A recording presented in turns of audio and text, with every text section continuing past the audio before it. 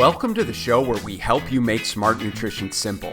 If you want proven nutrition strategies to help you build a better body and create the energy to show up for your family without overly restrictive and unrealistic dieting, then you're in the right place. Make sure to subscribe and enjoy this episode. Hickey, welcome to the Smart Nutrition Made Simple show. What is happening? Ben, my friend, not a whole lot. Good to be here. Thanks for having me. Dude, great to have you. You are like all bundled up here, hat and pullover. What do you like, live in Canada or something? Bingo. I live in Vancouver. So typically the warmer part of Canada, but it is cold today. Having grown up in Minnesota, I am certainly acquainted with cold weather. So, Rye, tell us a little bit about yourself, man. I mean, obviously you're in the health and fitness space. And I was saying before we jumped on, you're kind of an enigma, but the reason you're on this show is because you're brilliant at what you do. And so I would love for our listeners to know a little bit more about you. I'm 35. I spent about 10 years out of college in sales. And so that led me down a path of selling a variety of items, from building products to communications devices to my most recent sales gig was in the sports nutrition realm, which I've always been a reasonably fit guy. People within my circle came to me for nutrition and fitness advice, which I would gladly give my opinions on. And at the time, that would have been horrifically ill-informed opinions based on various fads and such. And so it was that last sales role within sports supplementation. So kind of a foot into the door of the fitness-minded industry. What was the sports supplements that you were slanging? Yeah, it was for a company called Nutrabolt. So ultimately we did things like creatine, pre-workout was our big one. And so while I was in that role, I started picking away at my precision nutrition level 1 certification on the side, which led to taking on some clients on the side, which led to deciding, hey, this is what I want to do. I get way more fulfillment out of helping people change their lives for the better, using nutrition as a fulcrum. And ultimately, that became a full-time thing, which I did for a couple of years. And then I guess it would be a couple of years ago now that I came into contact with TKN and ultimately started consulting for them for the past year and a half. I'm no longer with them, but that was an amazing journey of just leveling up my coaching acumen in a lot of ways. And so that's brought me to here, really. I did my level 2 nutrition with precision nutrition, and then just have been learning from Kashi. And ultimately, that's kind of what has brought me to this point. Yeah, that's awesome. And certainly how we were connected, because I was actually getting coached from TKN, Trevor Kashi Nutrition. And I've had Trevor Kashi on the show a couple of years ago. And he's certainly been a mentor in a way for me coming up through and learning nutrition and really understanding how to think about things the right way. And so I'm excited to talk about what you've learned from Dr. Kashi a little bit, but I want to save that for just a little bit, because I know we both have definitely learned a lot from him, and he's contributing a lot of really great stuff to the space and to other coaches. And I'm sure we'll continue to do that. But what specifically was it around nutrition that was so compelling for you to the degree that you want to make this your profession? You've made this your profession. Everybody can obviously benefit from improved nutrition, but it also opens up this door towards invoking so much change beyond the realm of body composition or just even feeling good. That just bleeding into everything else in your life. The nutritional science is important, yes, but ultimately, without the knowledge of human behavior and just looking at ways to disrupt habituated patterns of behaving, it becomes this thing that is just amazing. People come to you to improve their nutrition, and then if they are able to persist for, let's say, a year or beyond, you see the craziest change ever. Like nutrition just becomes this afterthought. They're just applying all of the things that we use, all the strategies and ways of moderating cognitive distortions and just putting the stick in the spokes proverbially of like those patterns of behaving. They start to apply that to different realms of their lives. And we realize, okay, well, there's big opportunity here to develop skills that will allow you to manage your relationships better or your emotions better and make decisions based on logic and evidence and utility of those decisions, as opposed to just like in the moment impulses and urges. And so that becomes so much more than just simply eating better food or whatever, right? Whatever that means. So it's not just about going keto. Everybody should go keto immediately. I mean, you could have just come right out and said that. Like, made it a lot easier on us. I appreciate and certainly applaud, the context from which you framed that, because I obviously couldn't agree more. And I think we know, and one of the conversations I have a lot with experts in the field on this show is, if you truly are going to make change in your life, and the entry point is, hey, I want to lose, 10 pounds or 20 pounds. And we know, okay, like logistically, we have to start to infuse better nutrition behaviors and exercise behaviors. And that lends itself to sleep and thought processes and relationships and right, all of these types of things. It's such an incredible process that is so much more far reaching than macros and X's and O's and calories, that it almost doesn't do justice to those things. And it's almost a disservice to our industry. It's like we have to frame things that way just to get people in the door. Yes. So that we can help them facilitate the real change and help them shift, right, their mindset and thinking around this process as a whole. Because obviously, like with media is framing it so much so as like quick fix, magic bullet, like this is all you have to do and you don't really need to change. So seeing as you've been in the industry now for several years, you started to study through precision nutrition, which is excellent, especially when we talk about habitual and behavior change. What was like the biggest shift in thinking for you, kind of coming into the industry, feeling like you knew what to do? You had alluded to the fact that you kind of perhaps were haphazard with the recommendations that you were giving to friends and family members. Like, what was the biggest shift in thinking for you as you really started to study and understand more and work with clients? The biggest shift would be this crazy paradox that you and I see time and time again. And I have a ton of compassion for, because I was once there, in that for whatever reason, the layperson just gets hung up on the minutia. And it makes sense, again, from that marketing standpoint. It's a difficult industry to navigate in that sense, because we're bombarded with information that only confuses, right? It only helps sell certain products and supplements and protocols. That was a big problem for me in the beginning. I was like, I don't want to bullshit in order to get somebody within my realm. But once I passed that threshold of thinking, well, I know I can help people now. I have the fundamental knowledge and skill set and ability to identify someone as someone who's like, okay, I think I can help this person get from A to B and beyond. Now I say to clients, this might take a really long time. But like, if you have the right conversation in the beginning and you set those standards, that's where, as a new coach, you kind of get into that, oh, I really want this client. And you're like, right.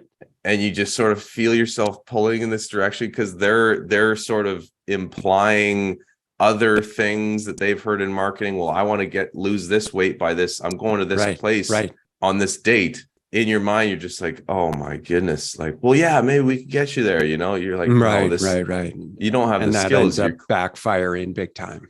My own development of assertiveness, which was something that TCAN really helped me with identifying and improving, being able to say, that's a bad idea. Or like, as an example, someone who says, I want to lose this weight by this day. It's like, I'll tell you right now, I think that's a terrible idea. I've seen clients do this. Like, you're setting yourself up for white knuckling it to your objective weight and then just like crashing and burning. And Totally. I don't think you have the skills to do it, but I'm here to support you. You seem pretty, you seem pretty certain of this decision. So here's how you could go about doing that. I'll be here to catch you, when things get crazy. But like, what do you want to do? Ultimately, you and I both know we can't convince someone. I mean, there's so much nuance with the relationship there. There are some clients where you develop such a strong relationship. You're like, dude, don't do this. That's a terrible idea. And they'll be like, oh, okay, cool. Like, this is why I pay you. Yeah. You're right. Well, what should I do then? Others, you're like, I think that's a pretty bad idea. Here's how you would go about doing that. But let me just go on record as to say, I think we should take this approach. However, if you're totally sold on this, I care about you and I'm still here to support you. So here's how you can go ahead and do that in the safest way possible. Just say, here's what I'm anticipating. Let me know if or when you start experiencing these things. And then that actually builds the trust even further, because they start experiencing those things 2, 4, 6 weeks. You talking about that, right?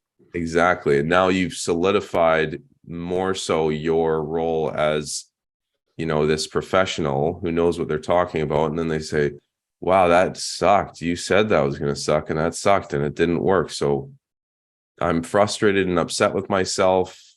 And you're there to be, compassionate and say, man, give yourself a break here. Like, it's very normal for you to want those things. We've been told that. So now tell me what you would like to do. And that's when they start to sort of loosen up the leash in terms of, okay, well, maybe you could tell me, again, from a coaching perspective, the more that you can facilitate that relationship in a way where they're asking more for that sort of guidance, like, well, what do you think would be appropriate here?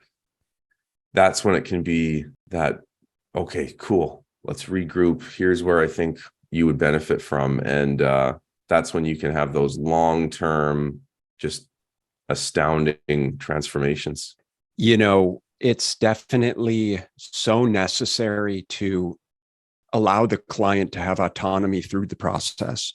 And the biggest differentiator that I heard from you was really around being okay as a coach, challenging the client in the initial stages and really making sure that you're doing your diligence to setting expectations appropriately. And what I would argue is that's probably one of the largest limiting factors in our industry of coaches being okay allowing the client to dictate what they think the process should look like, and not standing up for and being the best client advocate because they actually understand, and hopefully they understand the process, right? To the degree that they're like, hey, yes, we could do that, but if we go that route, here's what you can expect. My suggestion is that this is the way that we look at it. This is the way that we typically help our clients get the best results possible, because you said that this is something that you want to be able to maintain. And so in order for us to do that, this is the way that we want to think about this. It's totally up to you. Like you said, Rye, it's totally up to you. I'll support you. And I certainly won't say I told you so, but it's so important that we have this active communication throughout the process, so that if and when things really do start to feel hard, it's not you feeling like you're on a deserted island. It's not you feeling like you quote unquote failed and the program isn't right for you, or it's not you feeling like we're demanding X, Y, and Z, when that's not it at all. And for those of you listening, I mean, if you've ever engaged in a quality coaching process, it absolutely needs to be relegated from, the baseline of like, what are you capable of achieving? What level of skills do you have? What's your commitment level? Like, what's your readiness for change right now? What are your existing behaviors and lifestyle and responsibilities? And in this particular case, food preferences, and how do we make this as realistic of a process, yet as aggressive as you want it to be so that you can be successful, right? So that we can just improve this relationship and create this strong bond throughout, because I think we've very clearly established that the last thing that this whole process of change is just about your calories and macros. It's sort of the overarching understanding that, yes, that's very, very relevant, biochemically and from a physics standpoint. Is like, of course, we have to manage calories, but it's almost the least important when we talk about actually facilitating change. Yeah, bingo. And it's funny because I'd love to hear your insight on this. This is not a cemented opinion that I have, more something that I'm exploring, given that I'm just always keen to level up and learn more about what actually facilitates the most consistent, I cringe a bit at the word transformations, but the most consistent change in humans. I think that it is perhaps the case that the coaches or individuals who can help facilitate the highest percentage of amazing transformations with humans, not just body composition, but like life related, are those who really know or are able to somehow filter or identify the individuals that will just click with the particular coach that they have. And I get tripped up still at the question. People ask me, like, who's your avatar, so to speak? Who's the client that you resonate or work best with? I have a tough time answering that, because I think back and I go through my list of like hundreds of clients. I can't put a finger on a specific demographic. To some degree, coaching is like dating, in that like there's just going to be these inherent, very human social things. And you and I both know that underlying the obvious things, overarching things like, hey, if someone wants to lose weight, they eat less than they expend. Someone wants to gain weight, they eat more than they expend, maintain, eat the same, etc. The thing that makes that work, so to speak, from a behavioral actual implementation standpoint is the connectivity or relationship that exists between the coach and the client, such that, like, to your point, when the wheels do fall off in that crazy aggressive program that the coach doesn't want to put them through, and they were persistent and just said, I want to do this, they, like you said, will not feel like they're on that island. They're like, no, I know my coach Rye said that this was a bad idea. Here I am. The wheels are falling off. I'm on deprivation level calories. I feel like garbage. My moods are all over the place. Right. I want to quit. And yet I know that Rye loves me. I know that Rye cares about me. And even though he said this is a bad idea, I know he's not going to judge me. And he's not going to say, I told you so. Because if there's any inkling of that in their minds, do you think they're going to reach out? They're going to say, no, right. I quit this program. Right. This sucks. Like, F you, basically. Yeah. Yeah. And like, it's my fault. Yes. I'm just going to relegate myself of the guilt and the responsibility that I feel for the fact that I couldn't commit to yet another type of program. And that's where there's definitely like this level of empathy that's necessary. And I think like attracts like. You attract clients like you. How many female trainers do you know that like they had their wedding and now all of a sudden they train women for their weddings, or like they had their first baby and now all of a sudden they do postpartum training? And like, listen, there's nothing wrong with that at all. But like, I'm a 43-year-old dad of 3 that's a business owner and like an ex-athlete, and I have a mindset or, certain mindset around things. And I tend to attract those types of guys. Right. That obviously I can resonate with my language, perhaps want to look like me. Like, it's just the way that it works. And so when you put 22-year-old Johnny, macro coach, with 45-year-old Susie, mother of 3 kids, it's invariably usually not a very good match, because he really has no clue as to the daily nuances, responsibilities, and thought processes, and hormonal implications, and failed dieting efforts, and all of the things that Susie's been through over the course of her life is like, I don't get why it's so hard for just eat 6 meals a day. So when it comes to what you said about the puzzle pieces of facilitating long-term change, like what we talk about with our coaches a lot is like, it's just this imperfect process of humans coaching humans. And there's so many moving pieces that it's just not appropriate to say or to expect that every single person is going to get profound results. Sometimes people, even if there is the empathy and the connection and the coaching relationship there, shit happens. Sometimes people legitimately just are not ready to make the change that they say that they want. And sometimes, and often it comes down to like, Ryan, I'm sure you've experienced this. You're kind of going through the motions of like, hey, this is what we had committed to over this, this last week. And you didn't do what you said you were going to do. And they're like, I don't know why I didn't do it. And you're like, okay, well, let's reframe it and maybe regress the habit a little bit. And let's plug it in again. Yeah, you didn't do it again. And so, okay, well, maybe we'll change it. Like, how about we focus on this, instead? Does that feel like something that you can reasonably commit to? Yeah, totally. I can definitely do that this week. Okay. Let's start to move the needle and start to build these behaviors. And yeah, you didn't do it again. And then it begs the question of like, well, this is what you said that you want. And this is why that you said that you want it. Now, I guess I'm curious, is this really what you want? What is it that you actually want? Because we can just have this conversation all day, but frankly, we're kind of wasting both of our time. Yeah. Coming from a person who was giving advice to then actually learning a more structured approach and just building enough awareness and knowledge such that you can actually give appropriate advice. You and I both know success breeds success. So it's not judgment. It's not over caring. It's not enabling, like, oh no, that is pretty tough. It's okay. It's just like, okay, cool.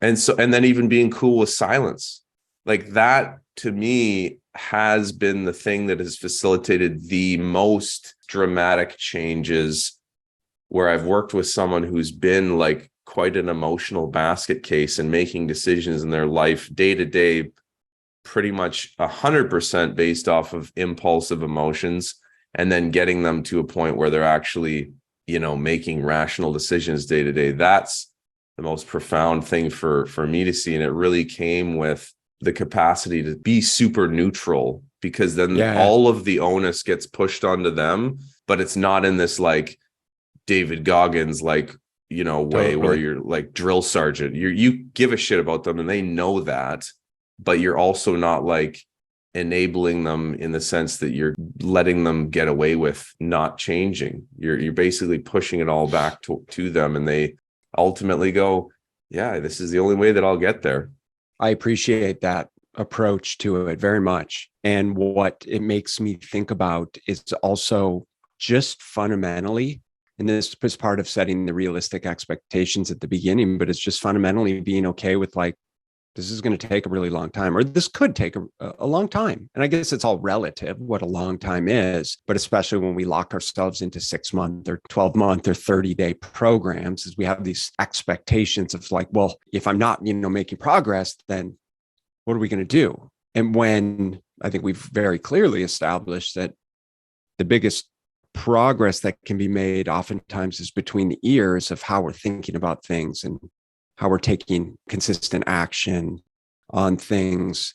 And so what my mind came to when you were talking through that was just kind of being okay with can take as long as it needs to take. There's no rush here. And you don't have to feel like you're letting me down or you're even letting yourself down if we just need to kind of take it extremely slow. You didn't get here overnight, and we're certainly not going to reverse things in 30 days or 6 months or even a year. This is going to take time of certainly, understanding that you were literally changing and peeling off the layers of who you were before. And that's significant. Yeah. What is some of the most kind of profound or tangible things that you took away from your time with TKN and Dr. Kashi specifically? Oh man, there's so much. From a useful, tangible standpoint, I would say the gut check was something that really resonated. I mean, he's such a master of taking validated information or strategies within a whole plethora of fields and then basically modifying them to make them his own, so to speak. But yeah, the gut check was basically just like a sort of 3-tier system that I've shared with quite a few people, filtering certain thoughts by way of validating them for logic, evidence, and utility. So asking ourselves the question, like, does this thought that I'm thinking, does it make any sense? Does it pass that? Because if it doesn't, great. By the very nature of being human, you're going to have very unhelpful thoughts, very destructive or just unconstructive thoughts will occur that we often take and go, oh my God, I can't believe I thought that. Or I'm such a shitty person. Like, do I have evidence to support this? So maybe it does pass the logic level 1. Like how do I know for sure that this makes sense, that this is true or untrue? We're so good as humans at taking sensory input and spinning it into a narrative that fits our pre-existing bias. And that can be a really unhelpful thing for a lot of people, unless you're like of the upper echelon of lucky humans who've just been blessed with certain physiological predispositions and don't really battle with a lot of this stuff. Like, most of us will be in that category where you tend to gravitate towards certain things that ultimately don't help you. So how can we stick to the facts as opposed to labeling things? What does good or bad even mean? If you say, hey, Rye, you went to that restaurant, how was it? So good, man. It was so unbelievably good. I could give you like a 5-minute spiel on how good it was that virtually tells you nothing, because how you define good is very different from how I define good. So I could think of like a way more concise way of sticking to the facts and even just describing everyday circumstances and how I interact and communicate with people in a way that actually helps, instead of using these weird like semantic things that I know ultimately you have differing definitions for and probably doesn't help you. Hence why you can have that where someone says, yeah, I was recommended this restaurant, it wasn't really that good, or this movie or whatever. And so to cap that off, the utility piece is just like, if it passed the logic, if it passed the evidence, if I do have actual evidence that this thought is of a factual nature, does it help me? The utility piece is, does it help me?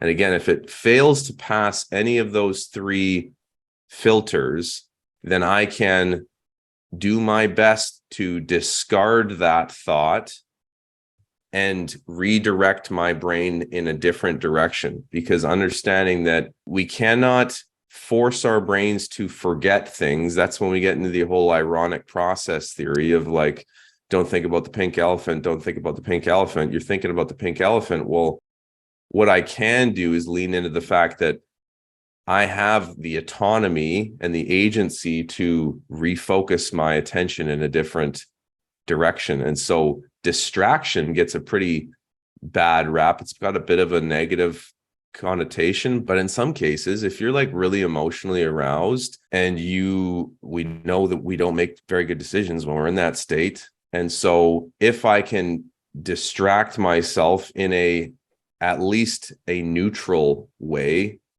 a way that is not destructive, basically like consuming of food or booze or drugs or alcohol or whatever, self-harm or whatever it may be, if I can just distract myself in a neutral way until that emotional state inevitably goes away, because it always does, then I take the position that distraction can be actually a pretty positive thing, like going for a walk or putting on some calming music or calling a friend even to vent or whatever it may be. Like, it's there's so many different avenues you have there. So yeah, the gut check was such a massive takeaway from TK, and that I apply and have clients apply a lot. It's like the gap, right? Of I'm experiencing something right now. I know the story that I'm telling myself. Like, one is acknowledging that this is in fact a story that I'm telling myself, then you can go through the checklist. Yeah, exactly. By way of reinforcing, on like coaching and client calls, okay, we're reviewing the week. You submitted your data. On this day, there was a massive binge, or they ate their emotions or whatever. All good. Let's talk about it. Cool. What happened? Tell me about that day. Okay, this happened, this happened, this happened. There's a whole lot that can occur in that. Just, hey, I start to put together the noticing of the pattern that whenever I seem to be around my mother-in-law, I tend to overeat. We could start to put together those behavioral patterns. The gut check serves as this, and a whole variety of other strategies and tactics. They serve as this, like, if we can have it such that the retention level is high enough with the client where they can say, the next time I feel this or am in this circumstance. And again, there's a whole plethora of other things in terms of like leaning into environmental stimulus, or like wearing a little rubber band around your wrist the next time that you're going to your in-laws place or something, such that when you look at your wrist, you're like, oh yeah, that's right, I'm reminded by what I'm planning to do, like the gut check or whatever. It basically just helps that person, to use your point, like, yes, check in. I'm in this emotionally aroused state. Is this story that I'm telling myself currently, does it make sense? Is there actual evidence to support it? And does it help me? Does the narrative help me? And that kind of comes full circle with, if I could really encapsulate the biggest ultimate takeaway from having worked under Kashi and just learning from him, it's an emphasis on language. Like, the words that we choose, they matter, because we often cease to realize the fact that the words we use tend to perpetuate the state that we're in. So if I have an anger problem and I say, fuck, that might just trigger more anger. It primes my brain for basically perpetuation of that state. And the same thing occurs with the person who just gets super emotional and then basically justifies that they deserve to eat a whole family-sized bag of Miss Vicky's or something, right? So words matter, man. I want to wrap it up, and I should probably change the name of my podcast to Smart Nutrition Made Incredibly Complex, by virtue of us realizing that really has nothing to do with nutrition at all. Listen, man, it's super valid. And I love having these conversations. And I hope this resonates with our listeners too. So much of this it's just not about the nutrition. It's about so much deeper aspects of psychology and behavior change and accountability and consistency. And so any opportunity that you have to infuse all of those things and have an amazing supportive coach like you, or of course, any of our coaching team, to be able to provide empathy, to be able to provide non-judgmental support, it really just primes you to infuse the changes that you're ready and willing to make. And almost like for us as coaches to just be the co-pilot, to just be kind of the navigator to some degree, that's riding right alongside of you, right? We're not pushing you. We're not pulling you. We're just simply there assisting. That's definitely the way that we found, and sounds like you as well have found, that people get the best results possible. So, Rye, where can people find out more about you? Let's just give my Instagram. I'm Rye_Hick. So RY_HICK. Dude, thank you very much for taking the time to come on to share your knowledge and wisdom. It really is a pleasure. I love catching up with smart guys like you. And we'll look forward to definitely doing this again. Appreciate you, Ben. Thanks for having me on, man. Good to see you. Take care, bro. You too, brother. Bye. Cheers. Thank you so much for listening. And if you found this content valuable, here are 4 ways I can help you in your nutrition journey for free. 1, Grab a free copy of my Fat Loss Fix Guide at fatlossfixguide.com. 2. Join my free group at smartnutritionmadesimple.com. 3.